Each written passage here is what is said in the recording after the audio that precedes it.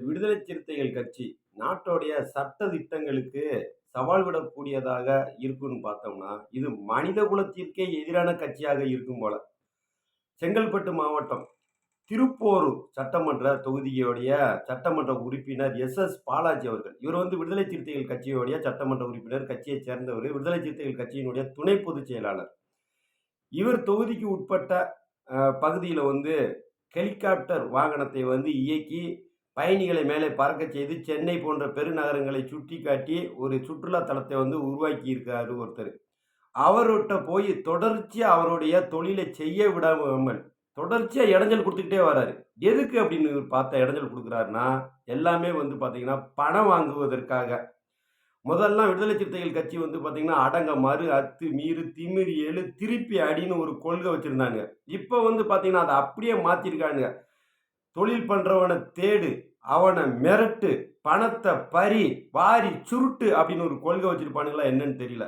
எப்பா விடுதலை சிறுத்தைகள் கட்சிக்காரங்க, நீங்க இப்படி இருந்தா தமிழ்நாட்டுல எவன்டா தொழில் பண்ண வருவான்? இது எந்த விதத்துல நியாயம்? அந்த எம்எல்ஏ போய் தொடர்ச்சியா அந்த ஹெலிகாப்டர் வாகனம் வச்சிருக்க கம்பெனிகிட்ட போய், உங்க வாகனத்தை ஓட்டக்கூடிய பைலட் லைசென்ஸ் வச்சிருக்காரா? உங்களுடைய ஹெலிகாப்டர் என் தொகுதிக்குட்பட்ட பகுதிகள தாழ்வாக பறக்கிறது. மக்கள் நிம்மதியாக தூங்க முடியல.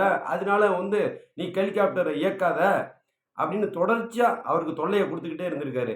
இது சம்பந்தமா பார்த்தீங்கன்னா, இவர் வழக்கெல்லாம் தொடுத்திருக்காரு. காவல்துறை, மாநகர காவல் ஆணையர் போன்றவர்களுக்கும் இவர் புகார் மனு குடுத்திருக்காரு.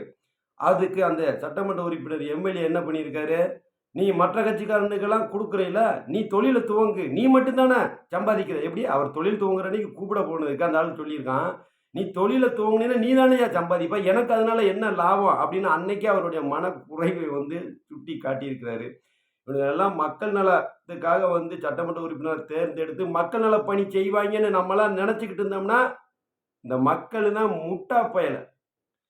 தேர்தல் காலத்துல மக்கள் யாருக்கு வாக்களித்தால் அவர்கள் மக்கள் நலப்பணி செய்வார்கள் என்று அறிந்து தெரிந்து வாக்களிக்க பழகுங்கள். இந்த விடுதலை சிறுத்தைகள் கட்சியெல்லாம் வளருவதோ அல்லது சட்டமன்ற உறுப்பினரோ பாராளுமன்ற உறுப்பினராக தேர்வு பெற்றால் இவர்கள் தமிழகத்திற்கு மட்டுமல்ல இந்தியாவிற்கே பெரும் ஆபத்து. ஏன் மனித குலத்திற்கே சவாலாக இவர்கள்லாம் இருப்பார்கள் போல தெரிகிறது.